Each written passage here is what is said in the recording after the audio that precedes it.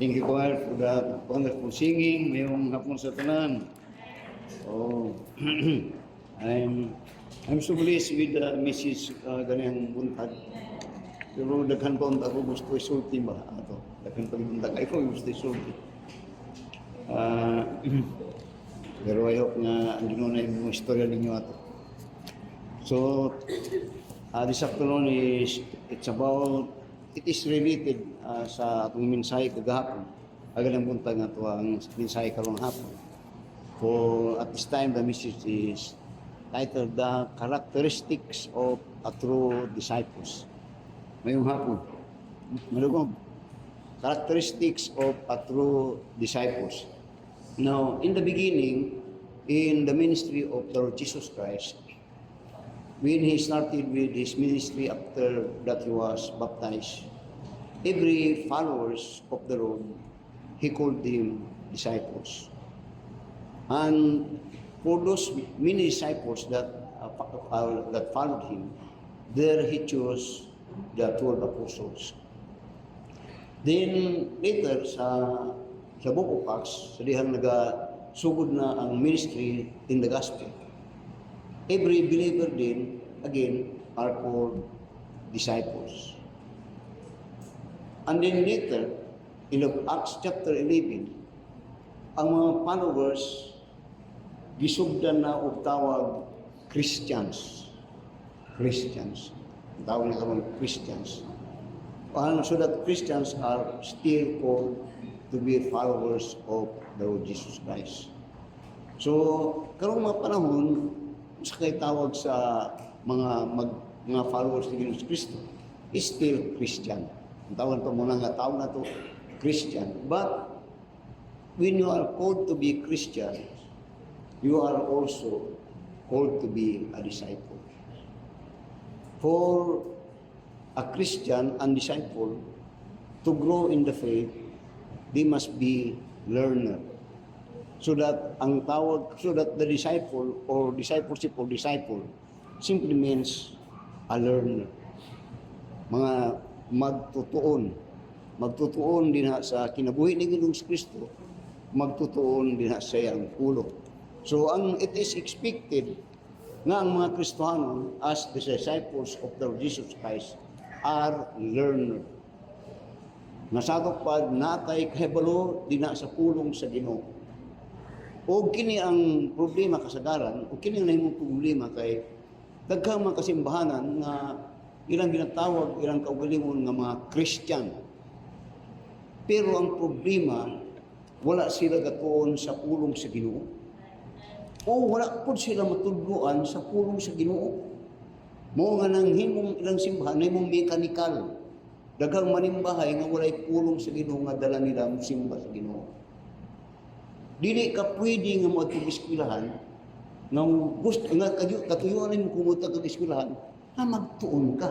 Di ka pwede mo mag-eskwelahan nga wa kay libro. Doon ay libro nga ginatudlo sa inyo ha. Mo nga kung muadto ka college na karon, mo ni nga kurso kung kuon naay mga libro ana nga mga kurso. You understand that? Ingana ang simbahan dapat. Dalang simbahan na nahimong ritual, dili na ritual. So ang tawag sa tuwa, Kristohanon. Pero equivalent mo lang gyapon nga tawag mga disciple. Because we are Christian and we are called to be followers of the Lord Jesus Christ. And the more meaningful ang imong pagka-Kristohanon o ang imong pagkamasulundon diha sa Ginoo, kung nagatuon ka din sa iyang pulong o natudluan ka sa iyang pulong. Kanadto, ingon ako kanadto nga ako Kristohanon ko. Pero sultihan ta mo wa ko'y Biblia. Nakagunit ko Biblia sa edad nga 28. 28 anyos na ko nga nakagunit og Biblia. Pero sukad sa pagkatawo, moangkon ko nga ako Kristohanon ko. Kaya ang akong pag-una-una, di ko Muslim. Di ko Buddhist. Basta kana lang ang prinsipyo. Pero di ay mali to. Ngayon ako Kristohanon ko, kay wa ko natunan. Kay wa pud ko tun-i. Ang ginatunlo lang kanadto sa kumama kanadto, basta pista. Bata pa gano'n tudluhan to, hindi ako kumuha ko sa pista sa among simbahan, pista sa moa.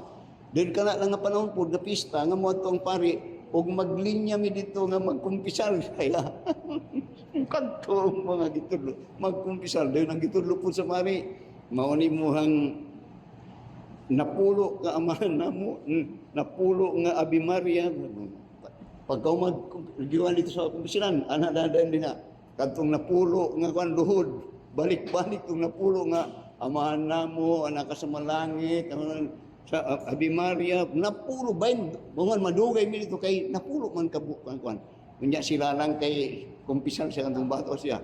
Kunya, kawatan day kag bayabas ug manggang bataka, nya padil suman, sa gatos nga Abi Maria og sa gatos ka, anak ko yapan siya oy. Dugay joke lang. So, the word disciple is a learner. So karon atong tun-an ang karakteristik sa tinuod nga mga disipulo ni Ginoong Kristo. Mga disipulo. May numdum ko ng Biyernes Santo. May maglakaw-lakaw nga mga tawag na mga disipulo. Mga palahubog pa kayo. Ay mga Biblia to. Taka nagsulti yung disipulo. When you are a disciple, you know particularly ang doctrine about salvation, even about the doctrine of the deity of the Lord Jesus Christ. So, akong tanawon. Now, Luke chapter 5. Luke chapter 5. In Luke chapter 5, there are 5 characteristics that we will find in these particular passages of a true disciples of the Lord Jesus Christ. Learner. Hindi sa ito Biblia. Learner. First of all, you will find in verse 1 to verse 3 that the first vital characteristic sa disipulo ni Ginoong Kristo, a learner, is that he loved to hear the word of God. He loved to hear the word. Gusto lami kayo para siya ang mamati dinha sa pulong sa Ginoo. Now, kanadtong bago pa ko ang Kristohanan, I tell you, ang pamut lang pero manifestation nga luwas ka, ganahan kayo kung mamati o magwalay among pasto. Kan kayo ko, kontento kayo ko. Pero doon na po'y panahon nga di ko ganahan. Kaya na'y panahon nga ang iyang mensahe, murag, ako gyud ang iyang ako gyud to. Muana ko, kanong kay baluman ni siya sa akong mga panda. Murag ngayon nakahir, mahibot. Sa mga pan ko ba? Pero then later on, nga ang mensahe sa Ginoo, dili lang na kay lami sa mong pamati. May panahon pud na nga iya kang ginakusi. Iya kang ginapadlong. O kasagaran, di na ang struggle. Pero despite nga usay laing atong makasyon, pero I learned not only to love to hear the word of God, pero I tell you, I learned to respond in the preaching of the word of God. Forward din ko kanato sa panahon ni Pastor siya kakaunt ka. Nay panahon sa Guerrero kanato nga duha usa ako lang usa nga mag-forward. Daghan kayo ni. Pero ako mo panid ko. Ay tungod kay ang pagbuhani sa pulong sa Ginoo, pagpakaon nga sa atong kalag ug atong espiritu. Muna ingon sa Biblia, man should not live by bread alone but by every word of God. Ang mga pagkaon nga gikan sa baba, akong ginaingon kanunay nga kini pagkaon para sa atong lawas. Pero kini nga mga pagkaon kay gikan sa yuta, madugta, mo pud nga lawas nga ginakaon gikan sa yuta, madugta pud nga lawas. Pero kadtong pulong sa Ginoo, kadto ang pagkaon sa atong kalag ug sa atong espiritu ug kadtong kini nga pulong ingon sa Biblia, eternal ni. Ug kung doon na may butang nga magpabilin ning kalibutan, pulong sa Ginoo. Ug kini nga pagkaon ang iyang ginapakaon kadtong kalag ug espiritu nga di pud madugta, dili mamatay. So tanawa karon sa verse 1, Luke chapter 5 verse 1 niya. And it came to pass that as the people praised upon him, notice this, to hear the word of God, he stood by the lake Gennesaret. Notice that, to hear the word of God. Ang ilang purpose ka nagasunsud sa kang Ginoong Kristo di kung tanawon para pagpamati sa pulong sa Ginoo. Mausahay, di nato ginahatagan og balor og value kining pagsimba nga diin ta makapamati sa pulong sa Ginoo. Pero di ay tanaw nato nga ang butang nagalink diha sa ato sa Ginoo is kadtong pagtuo. The thing that bridges us to God is kadtong pagtuo. Walay pagtuo, dili makuan ka sa Ginoo. Og kanang pagtuo karon mabatunan na sa tao dinha sa pagpamati sa pulong sa Ginoo. Muna sa Romans chapter 10 and in verse 17. Unya, faith cometh by hearing, and hearing by the word of God. Sabtan ninyo, tanong sa Romans, gunitin ninyo ang Luke chapter 5 at sa Romans chapter 10. Sa Romans chapter 10, taking note that faith, ang importante that faith is the bridge that link us to God. Pagtuo. For without faith, it is impossible to please God. O kini nga pagtuo, nga diin makapahimot sa Ginoo, moabot lang yun ni kanimo sa pagpamati sa pulong sa Ginoo. No other way. No other way. Tama sa Romans chapter 10 and in verse 17. Ngunya, so then faith cometh by hearing, and hearing by the word of God. Muna siya ang mga tao nga wala ka pa, mga tao nga wala pa nga makapapati ni luya ang ilang o wala sila'y pagtuo dina sa Ginoo. Now, kasi buti mong pagsabot, pastor. Now, kung butan ang mong tao karon para makita niyo ba? Halos tanan ng tao yung ako, labi na ning atong nasod na Pilipinas, morning nasod, kini nga nasod sa Pilipinas, mo ni ginatawag nga pinakadako nga Kristohanon nga nation sa Southeast Asia. Pero ang problema, mas maayo pa itong dili Kristohanon kaysa Kristohanon. Kaya ang atong pagtanaw, gitawag na ito atong Kristohanon, tungkol kay di talaga Muslim. Pero ang problema, walay pulong sa Ginoo ug walay desire ang kadaghanan sa tao nga mamati sa pulong sa Ginoo. Pero karon ingon niya diri pagtuo ang makaluwas sa tao. Unya, for by grace are you saved through faith. For by grace are you saved through faith, and it is not of your own, of thy works, lest any should boast. So katong pagtuo, importante ito. Matuoy makaluwas kanimo. Pero ingon niya karon, kini nga pagtuo moabot ni dinha sa pagpamati sa pulong sa Ginoo. Now, ingani, listen very carefully. Kung mo tanaw sa Biblia, na there is a doctrine that taught that God only hear prayers of the saved o sa mga tao.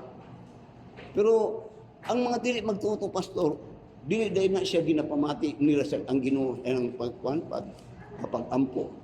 Ang God is a hearing God, but ang iyang point dito is the answer.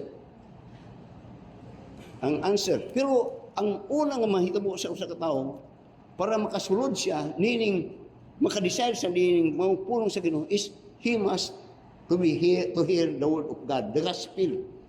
And when he pray for his salvation, God will hear it. And from then on, sa diyang maluwas na siya, karon ang pulong sa Ginoo, iyan ang i-desire. Now, tanaw na sa 1 Corinthians chapter 2. 1 Corinthians chapter 2. Notice in verse 14. Muna siya nakikita sa itong simbahan, kung tanaw mong nagapanid ka, atong ginawa ni diri, pulong sa Ginoo. Muna nga na Biblia nga atong ginabasa.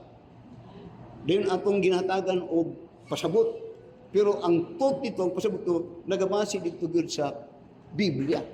Kaya ang pagtuo sa tao, para ang pagtuo sa tao, sa nagapamati, dili sa nagasulti, kundi dito sa pulong sa Ginoo. Nagit ninyo, muna di sa itong simbahan, dili kayo nga as for me, di ko nag-desire nga pasikat-sikat sa inyo dili. Atong desire, nga patudluan mo sa pulong sa Ginoo. Nga naman, para muligon ang inyong pagtuo. Now, tanaw sa 1 Corinthians chapter 2, verse 14 karon. Ngun niya, But the natural man receiveth not the things of the Spirit of God, for they are foolishness unto him, neither can he know them, because they are spiritually discerned. Ang giniskutan diri, kadtong dili mga magtutuo. Ang mga dili magtutuo, wala na sila desire po sa pulong sa Ginoo. Kay para sa ilahan ni foolishness. Mo na siya kasagaran kung musulti kag manimbata. Ay ang ilahan na kakawangan na kay labi na kung Domingo kay kusog ganigo sa Domingo. Mo na ang ilang ginagawa. So pero ingon niya din sa verse 15 to verse 16 para sa magtutuo mo ingon niya. But he that is spiritual niya judgeth no all things, yet himself is judged of no man. For who hath known the mind of the Lord, that he may instruct him, but we have the mind of Christ. The mind of Christ came to the believer when he is saved. Because only the believer is indwelled by the Holy Spirit, in which the Lord Jesus Christ had promised before he was crucified and was buried and was resurrected, that he said, I will send you the Comforter, and the Comforter will lead you unto all truth. So, first characteristic of a true disciple is he has this desire and love to hear the Word of God. Amen. I hope na ata na. Huwag na mo na nga knowingly or unknowingly abi ninyo. Kasagaran din sa membro akong ginatanaw, mga lagyo nga lapit. Nagkang mga lagyo, ganun nag-anin mo diri. Ganun nagagastos mo nga ani diri. Naghatag mo panamon. Why? Because you may not know it. You are learning to love the Word of God. And that is one evidence that you are now a learner, a follower, a disciple of the Lord Jesus Christ. Di lang ni mo na sinatay, pero kung imong tanawon, no, these are the leading of the Holy Spirit when He is indwelled by, He is indwelled through His faith in the Word of God. Then you will learn to love the Word of God. Amen. So tanawa karon sa verse chapter 5, niya, and verse 1, niya, and it came to pass that as the people pressed upon him to hear the word of God, niya, he stood by the lake of Gennesaret. Then niya, and saw two ships standing by the lake, but the fishermen were gone out of them and were washing their nets. And he entered into one of the ships, which was Simon's, and prayed him that he should thrust out a little from the land. And he sat down and taught the people out of the ship. Mo nang pamagi. Si when the Lord Jesus Christ was in this world, He taught people. Ang iyang pantudo, arose people to decide to listen to the Word of God. Muna sa karon siya pagkunang multitude ang nagauban siya. So that there was a time na naglisod na siya, tungod kay ang mga tao is nagaduot siya until nga nag-desire siya og space, particular this time, a boat. Sakyanan para diin dito siya magwali. So first characteristic of a true disciple is he learned to love the Word of God, to hear the Word of God. Now, kanadtong paras po ko sa inyo kanadto, may panahon na og kasagaran kanang mag-forward ko kanadto. Ang di mayo kanadto kung mag-forward ko, ang di mayo nagahilak ko. That is kung conviction of the Holy Spirit. Nagahilak ko kanadto kung mag-forward ko. Now, by the way, just a few weeks ago, I have committed again another thing diyan sa Ginoo. Gusto lang ako ma-share sa inyo para kabalong. Ako may tigkuhalin ng offering kong Merkulis. Ako nang ginakuha pagka wibis sa buntag.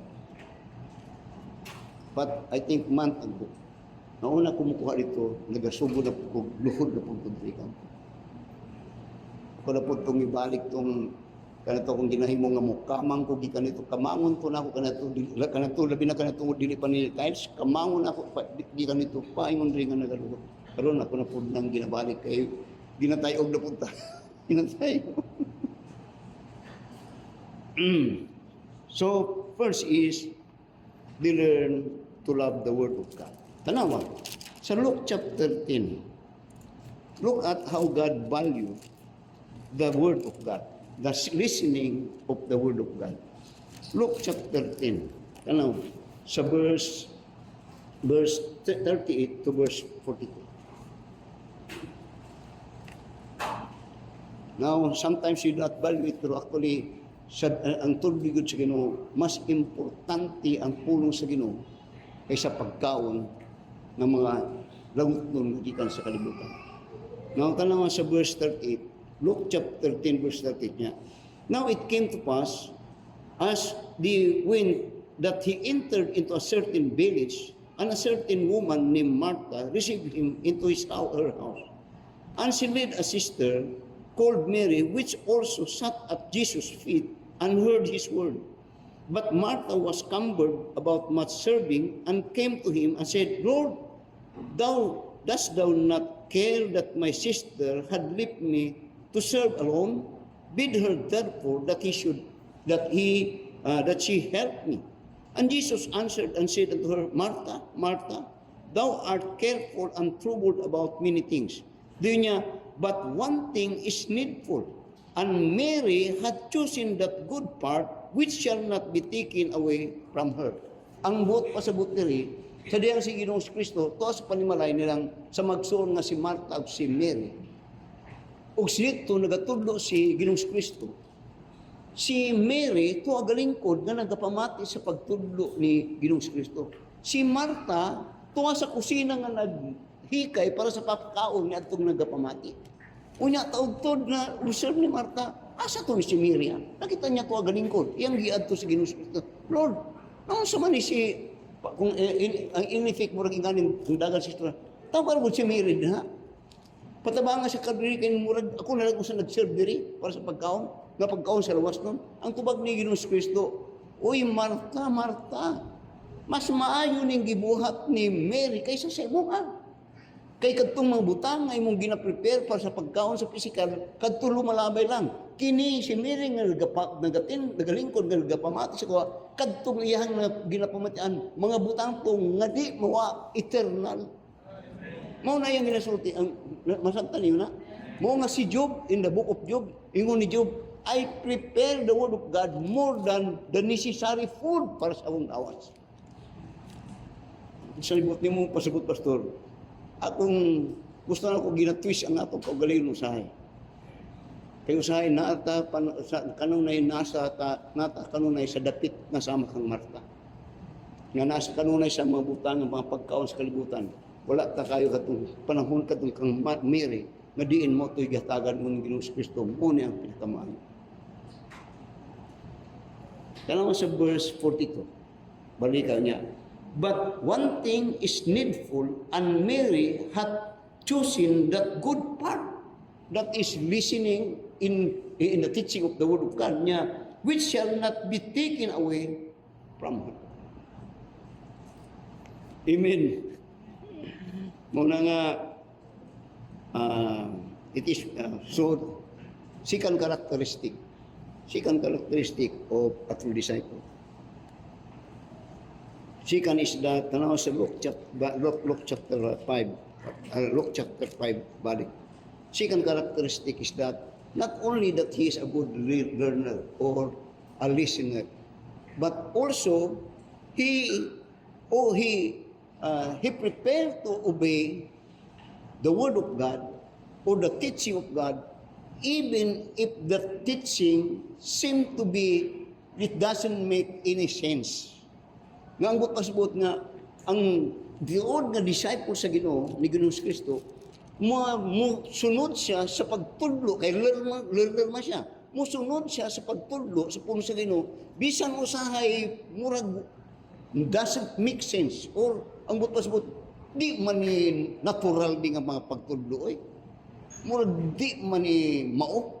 Now, kung sa ibot pasabot na tanawa sa verse 4 ug sa verse 5. Ngunya Luke chapter 14. Luke chapter 5, verse 4. Kanya, now when he had left speaking, umano siya, wali niya, he said unto Simon, launch out into the deep and let down your net for a drought. Karon human og gamit ni Ginoong Kristo ang bangka nga mo'y gamit niya pagpangisda anang gabi, human niya gamit niya, itagtag ninyo ng inyong net. Yun siya. Itagtag ninyo ng inyong lambat og pagtagtag niya daghang isda nga makuha. Nang tanawa unsay gisulti gitubag ni Peter. Di niya, and Simon answering said unto him, Master, we have toiled all the night and have not taken nothing. Nevertheless, at thy word, I will let down the net. Now, ang pasibutiri, when the Lord Jesus Christ said, itagtag ang lambat para sa daghang kuha, nagrason si Peter. Kaya niya, kagabi, Lord, ng isda miwa, bayad yung kuha. Then, si Peter was a fisherman.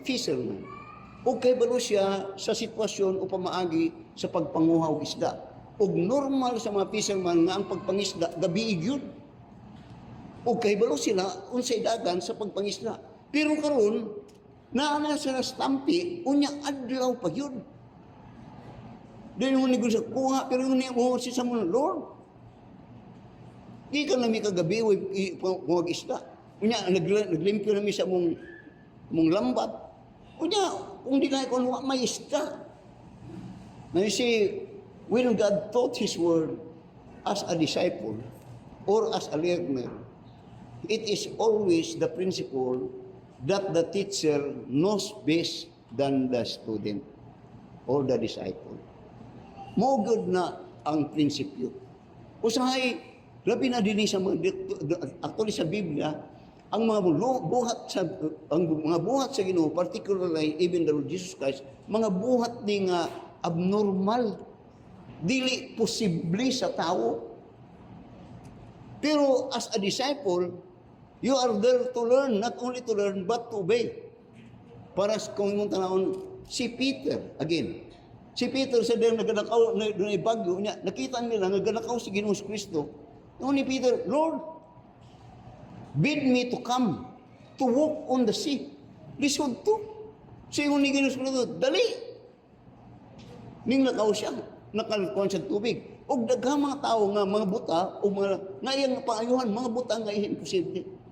Muna itong doon natin, wadi nga, sa Matthew chapter 9 and in verse 27 to 29, ito itong wali nga, yun niya sa mga katungduhan nga buta, katong buta nga nag-ato sa yan, yun niya, nag-ani ka na, hindi rin sa para magpayo sa imong mata. Unya, tuo ka nga maayo ta ka. Ngun ni Ginoong Kristo, ngun puntang buta, Lord, I believe. So yun sa buta karon, ngun ni Ginoong Kristo karon, according to your faith, be it unto you. So, tanawan ni mo karon, ingani ang naitabo. O ingani ang disciple. If you are a believer, let me say this. If you are saved, you will not know it, but you are a Christian. Ginatawag kang Christian. But you may not know it that when you are called to be Christian, you are a disciple. A disciple is a learner, a follower of the Lord Jesus Christ. And being a learner, there is a teacher. And the Lord Jesus Christ here is the teacher, so that He is the head of the church. You will never be a disciple if you refuse to learn to your teacher. No. Si Peter, labaw niya kung mong tanawon, og experience siya si Ginoong Kristo.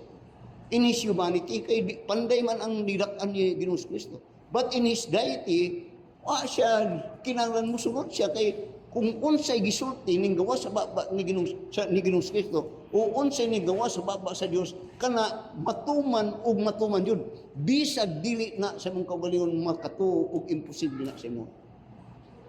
Remember kang Noah? When Noah was tasked of God to build the ark, it was a construction that is impossible. And the condition is, ngunya magbaha, walay ulan. Pero, kantong instruction o ang pulong gikan sa baba sa Ginoo bisag mag-unsa-unsa, matuman ug may tabo yun. So, tanawon sa verse 5. Luke chapter 5 and verse 4. Tanawon. Now, when he had left speaking, he said unto Simon, launch out into the deep. Doon niya, and let down your net for a drought, kanang drought, but pasabot, daghang kuha na. Pero nangisda sila, way kuha. So nagrason si Peter sa verse 5 niya, and Simon answering said unto him, Master, we have toiled all the night and have taken nothing. Pero ang mayo, nevertheless, at thy word I will let down the net. Mo to'y pinakagwapo. Bisag nag-agi namin nga mangisda, way makuha. Pero at thy word, we will let down the net. Ngangbot pasabot, si Pedro doon ay pagtuo sa pulong sa Ginoo. Gigunitan niya ang pulong sa Ginoo. Bisag magkontra pa to sa iyahang panghunahuna.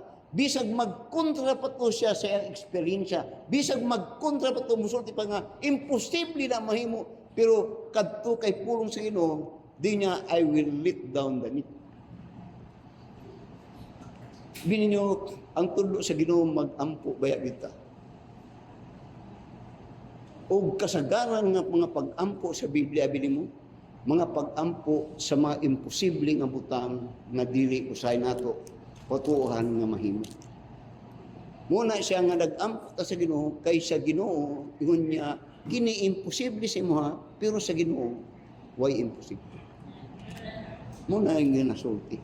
So tanawon sa verse 6 as a result naman.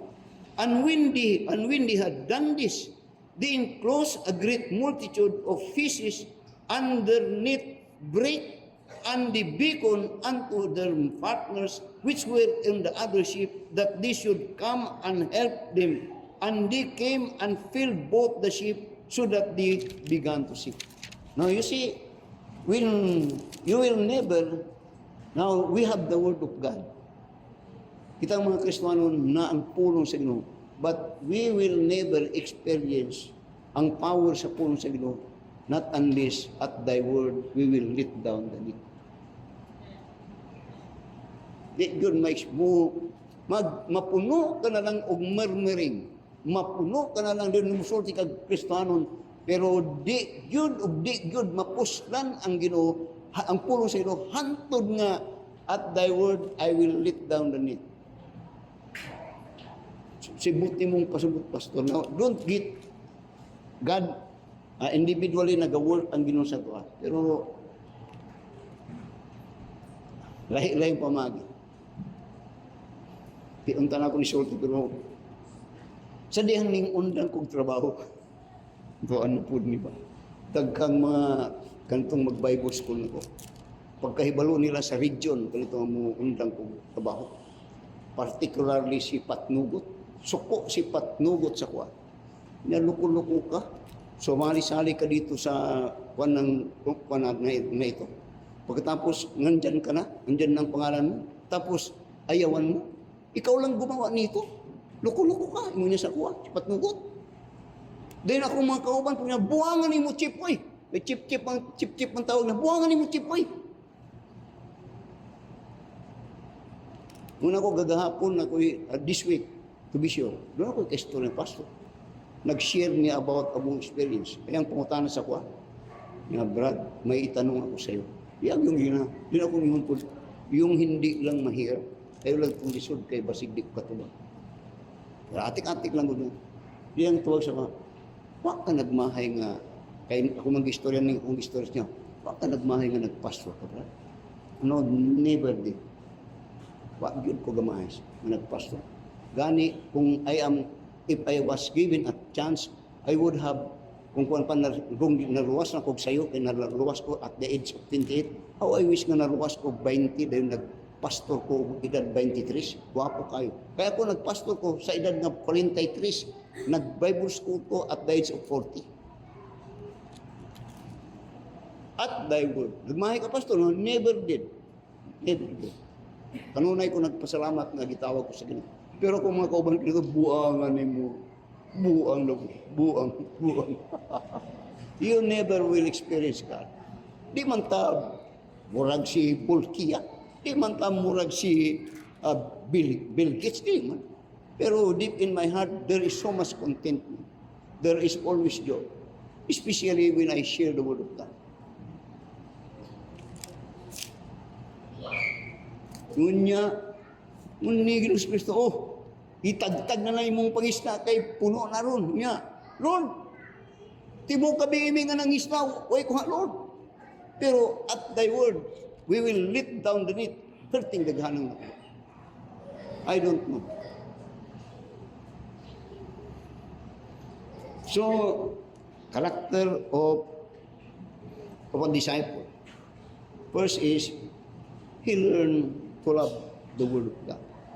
Second, he obey it, even if it seemed uncertain, or if it seemed impossible.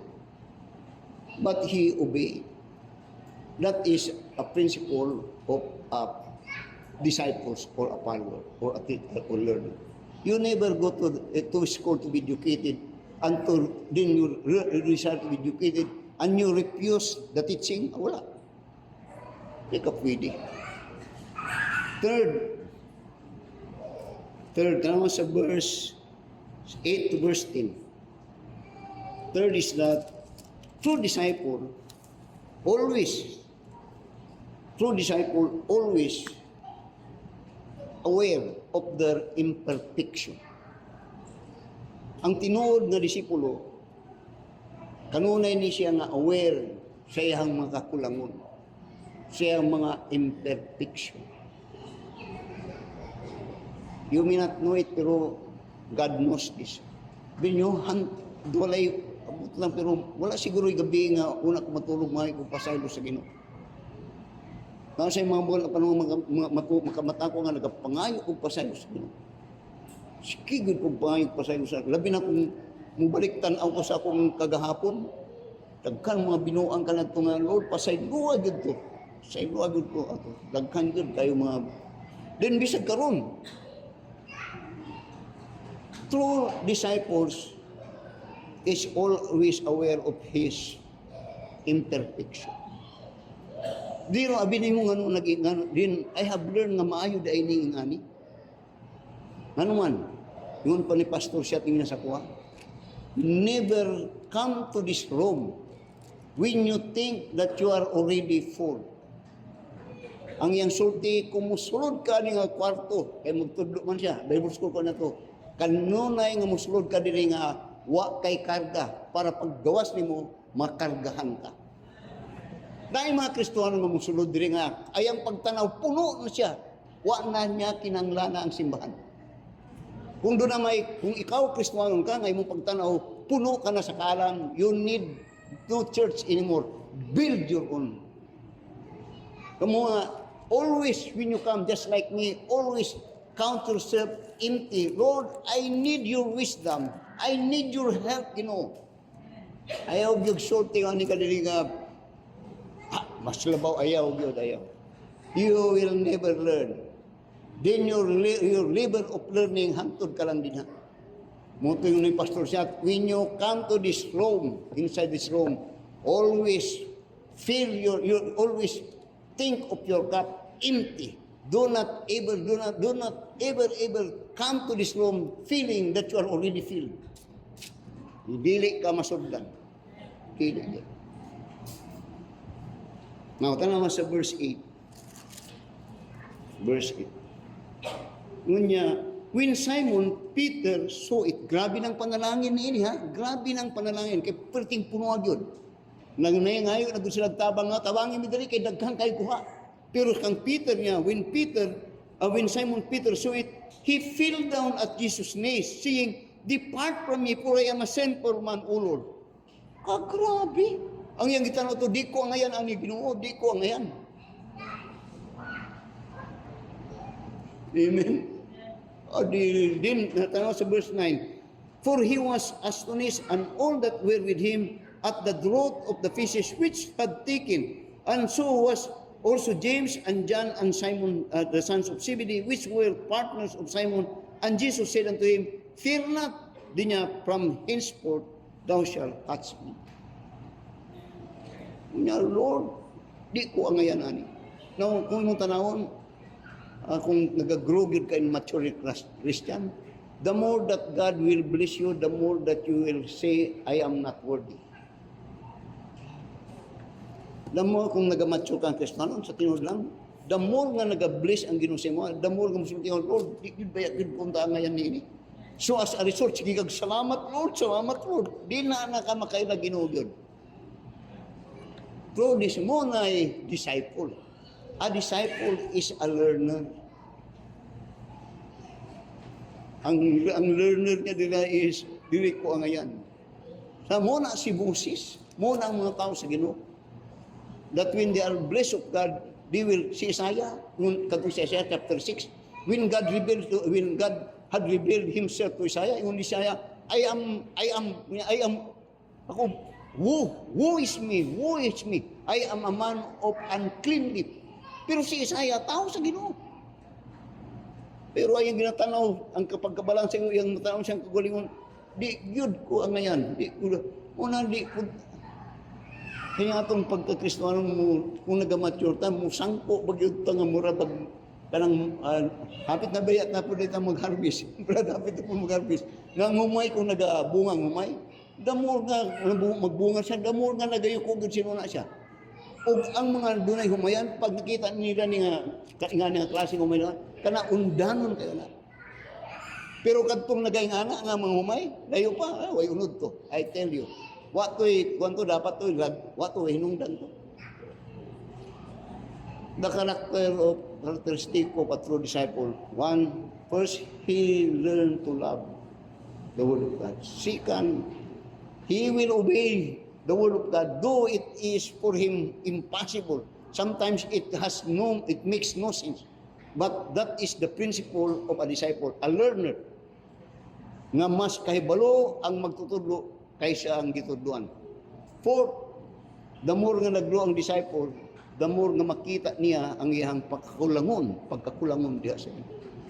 I guarantee you, if you are learning, nag-learn ka o nag-mature ka, nga agad na sa mo. Kasunod ka, hagalan nga itong makita gani sa itong kagalingon, Lord, kasaylo agad ko, di agad ko ngayon. Makingana agad ka. Amen. Number 4. Notice the verse 10. A true disciples, later on, he will learn, maayon siya sa pangisda, but his sharing of those learning will eventually move him to fish men. Mangisda ay bugtay. Now, ingani, this man are blessed of God. Ang ilang karon gusto nila i-share ang blessing sa Ginoo sa bang tao.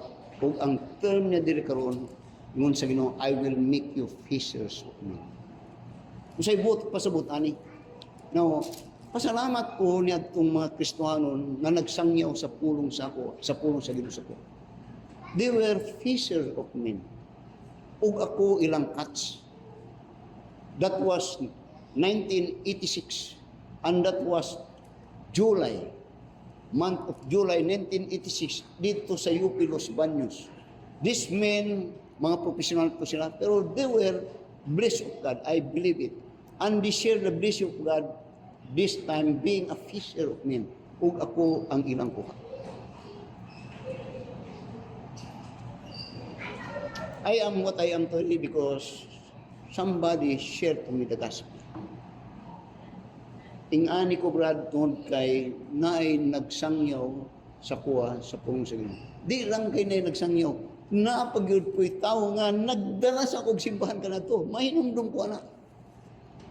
Gidala ko nila.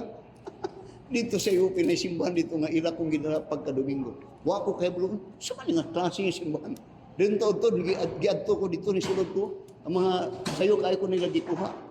Mga wa pa alas 8. Dito na Sunday school. Taon-taon, wani. Tatawag ko sa mga rin, uy, alas 12 naman kapil, wa pa na human. Nagpagkuhan ko na kagrabe. Hindi sinimbahan nila na. Dahil taon-taon, nag-artal call. Kaya kung artal call yun kay, kagkang nagpurwal, ako, pugong yun ko. Dahil sige siya, artal call, lahi. Dahil ang akong makuhan, ako mang yun ni Murag, ako naman ni ginasulti nga, dali, pugong ko, dili ko. Tingala ko ning tindog ko nga naghilak naman sinong ko padulong sa altar. Dito ko nag-profess akong salvation. Ngano to? Nganong na-save ko? There were fishers of men. Now, you may not know it, pero mo niya nga itong, this is the reason why we have the church. Na atong paningkamot. Di lang kay kita taman, hindi di, kay nabingwitan ta ka na ito. Mo niyang atong trabaho, mamingwit ko ta. Dili na ito may buwan. Kadto sila nga nakapamingwit sa kuwa, wa to kay balo, unsay natabo sa kuwa. Kaya I was saved in Los Baños, Laguna, 1986. After that, pagka August week, first week of August, nagbulag nami. Uli ko dili ko sa Davao. Pag-abot mo to, ngayon muna ko giyan sa Katoliko, ngayon muna kong baptist. Antod nga, napastor ko. Kadto sila, wa kay balo nga, napastor na deko. Wa na po kay balo kung asa sila. Wa po sila nitabo nga, wa kay balo nga, usa ko sa ila nga nakuha silang pangisda. Di man not know it, but I can remember them. Di gyud ko makalimot nga dunay tao nga naghagok para mahimo kong Kristiyano. Si Brother Jumari, maybe makalimot siya, pero gamay pa kayo na si Angel ka nga to, kinder pa na si Angel. Ang pamagi sa Ginoo nga na save si Brother Jumari, nagpa-opera si Jumari ka na to. Ginatanggong siya. Akong giwitnessan, by the grace of God, nagpabutis mo siya. Karon taga-Domingo, nasa simbahan. Dili kuan. Now daghantag nga witnessan, daghantag nahatagag tracks, daghantag natudluan.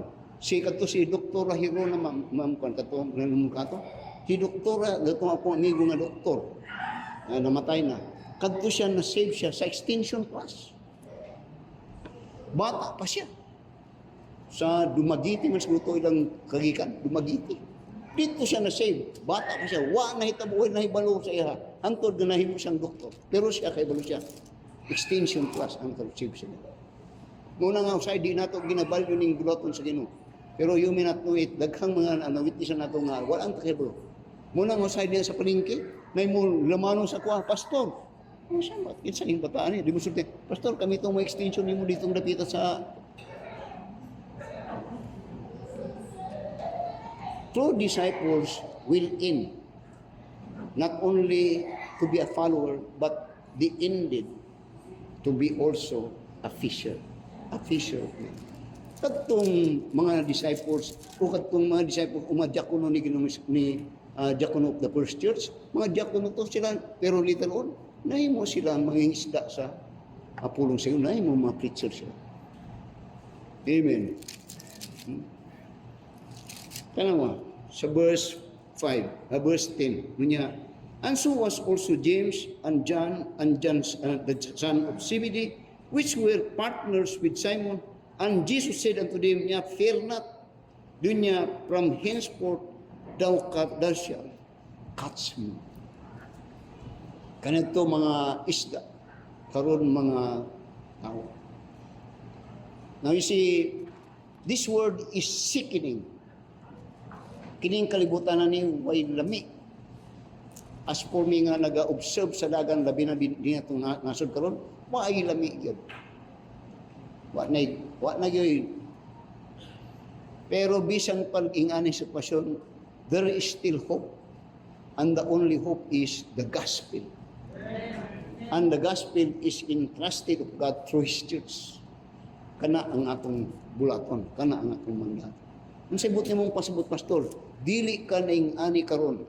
Wala kay balo sa pulong sa Ginoo. Wala kay desire aning mabutangan ni not unless until nahimo kang Kristiyano. Ug nahimo kang Kristiyano tungod kay dunay nagbudlay sa imo. Na siguro bana diri nga nagbudlay ang asawa, na po siguro asawa diri nga nagbudlay iyang bana, na po mga anak diri nga nagbudlay ang ilang mga ginikanan para sa ila. Dili ka naluwas nga ako naluwas ko kaog galingon, dili. Someone labored for you. Then lastly, tanawa, murag dili ni kayo kan sa verse, murag dili kayo ni kung tanawon ta murag dili kayo lami. Lastly, you will find sa verse 11. And when they had brought their ships to land, notice this, they forsake all and followed him.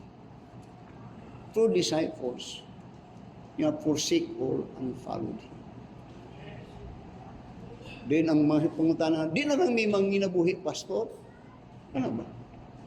Di na lang may magpa-asenso, pastor. Sunod lang ni dili. Dili. Kaya itong pagtanong mga tanong nga na dayon, pero what day tanong tanaw mauni? Matthew chapter 19. Matthew chapter, natong pagtanong mo, kapag forsake all and follow him, natong pagtanong, wa na tani, patay tani. Naunsa naman ni. Now, what kana ang pagtanaw? Pero tanaw sa Matthew chapter 19, ako ning gibasa kaniya. Tanaw sa verse 27. Kini si Peter ni. Tanaw verse 27 to verse 29. Ngunya, then answered Peter and said unto him, Behold, we have forsaken all and followed thee. Oh, munit. Ganyan nag-isla sila karon naghan sila kuha ingon ni Ginoo, you shall be fisher of man. Dili nga di forsake all and follow thee.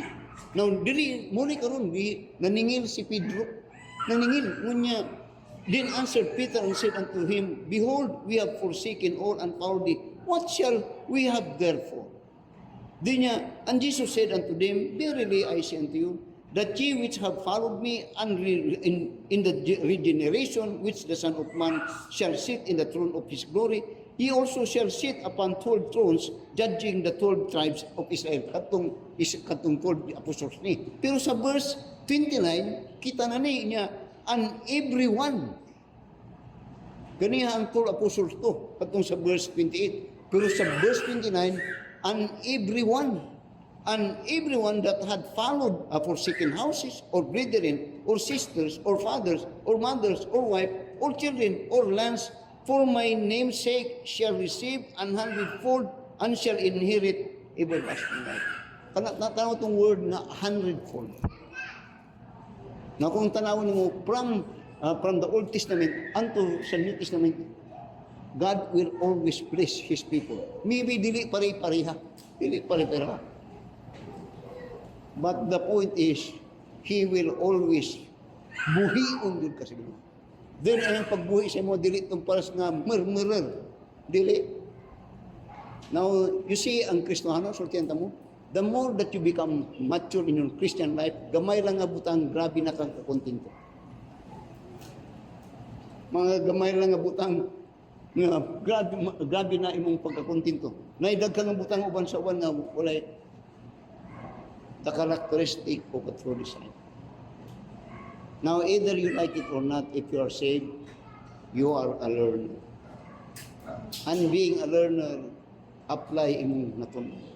Sometimes God put you in the place that it makes no sense, or it makes no sense to make decision that you will jive sa iyang will. Pero as a disciple, the teacher knows more than you. Kay bulo siya kung asa kanya. Muna si Abraham said, Abraham walked knowing not where he went. Pero ang mayo, the one that lead him, is the Creator of the world. Let us all stand up and let us pray. Our dear Heavenly Father, Lord, salamat na usab sa mga pahinumdum din sa mga pulong. Every believer of the Lord Jesus Christ are called to be Christians. And Christians actually are the Lord's disciples. Because Christian simply means to be Christ, mayroong Christ. To that, Lord, help us. As your disciple, learner, na nag-mature kami. Huwag ang maturity na sa mong magtutuon, makita nini, huwag mapasundaig ni, di na sa paggamit na mo sa mong mga natunan diya sa mga tulong. Tabangin kami o Diyos na magmasinundan diya kanimo. This is our prayer in Jesus' name. Amen. If you're a Christian, I said many times you are a disciple. Pray for the Lord. Sometimes God put us into a decision. Say nga, murag dili mo, murag lahi mo. Pero the principle is always, the teacher knows best than his people. Take up thy cross and follow me by him, the man.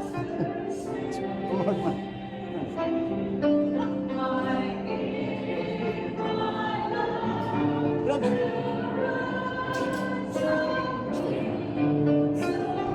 Parang sabi siya magpabaptize.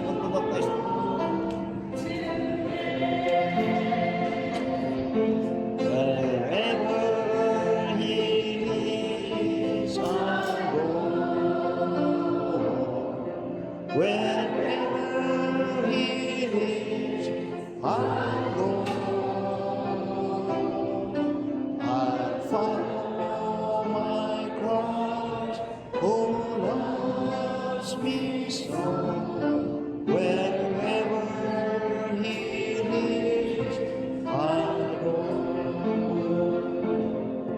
He drew me closer to his side.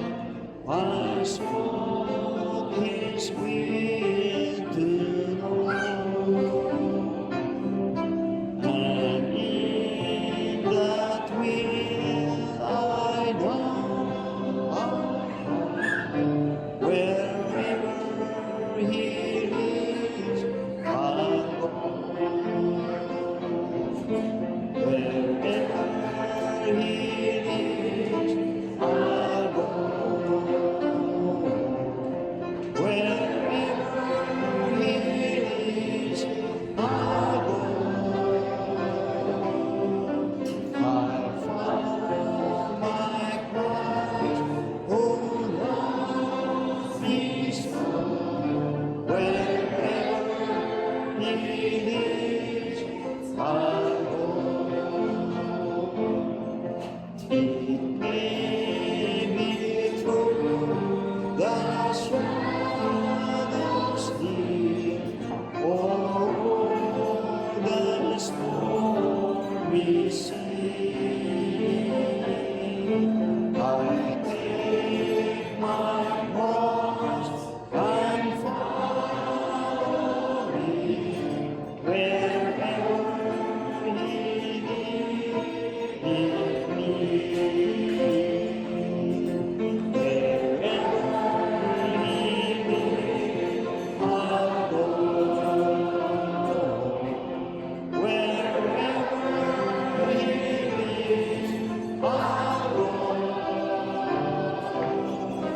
I follow my Christ, who loves me so. Wherever he leads, I'll go.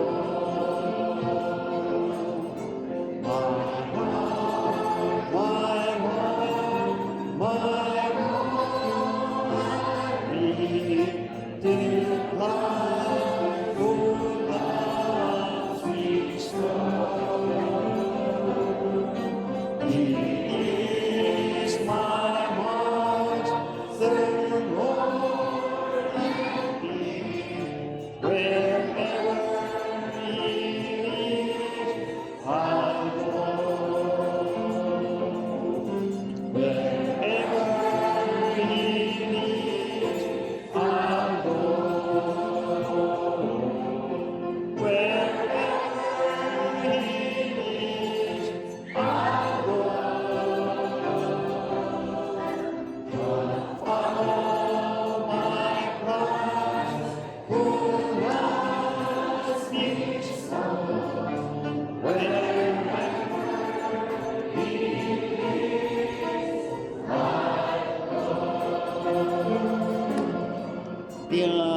pasalamat pa sa Ginoo. Doon na tayo, young people diri nga nakasimba, ito lang ginakuan niyo. Wala gani kayo ninyo ginamit. Doon he came for baptizing. Magpabaptize siya niya ng sunod Domingo. You pray for him. Muna siya, di sa atong simbahan, ako, lahi po mo, pero lahi po kay, di kayo ko gakuan nga, pabaptize ka, pero ako nang ginawalig na tudlo. Ang gwapo kay, kanang akong gingon, kanang magkaon ka glitson, kung maglitson ka, ayaw dali-dali ang, hinay-hinay lang, hinay, hantod, gwapo gid na nga pagkaluto. Gwapo nga pagkaluto. So there will be baptizing ang may tangkat rin. Salamat sa Ginoo. Usap pud niya akong kanunay ginayong mo sa Ginoo. I tell you, you may not know it. Dugay na nga nasakit o kasing-kasing mo naman. Walay bautismo, brad. Walay bautismo. Dahil nagka-question mo, Lord, pasagdan na ba dahil na yung hindi na minimong dugangan, tinanin mo nga, hindi na ka mag-work sa mga. O tangkal, God answers prayer. Pray for him. Pray for him. Brother Gilmer will for him. Amen. Sa ekonomi.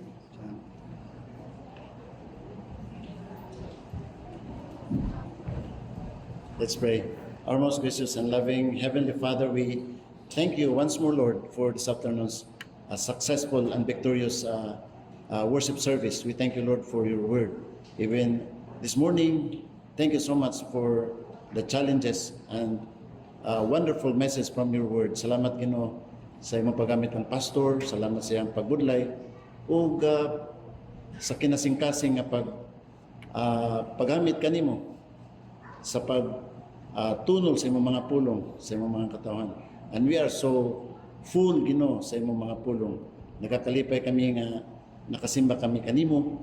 Kung doon na may mga kakulangan, kanamo, Lord, we are so sorry, Ginoo.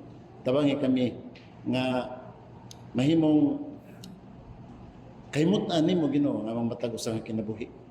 And as we live again, live this week, starting tomorrow, sa mga trabaho, sa mga negosyo, Ginoo, ikaw padayon nga magapanalangin ka namo, not only nga i-bless mo kami sa mga work, but also gamita kami, Ginoo, nga mahimong suga kami sa among tasatag sa kadapit kung asa kami, Ginoo, nagakip panginabuhi. Salamat, Lord, for this afternoon's service. O ikaw magapadayon, Ginoo, sa pagpanalangin mo sa nabilin pa namo nga program and activity, our couples fellowship this afternoon. Ikaw magapanalangin sa mensahero, ikaw mag-guide kaniya, maghatag, Ginoo, og pulong sa iyang mga baba to speak to us, Lord. O kining tanan among ginatugyan ginapasalamatan in the most precious name of Jesus Christ our Lord and Savior. Amen.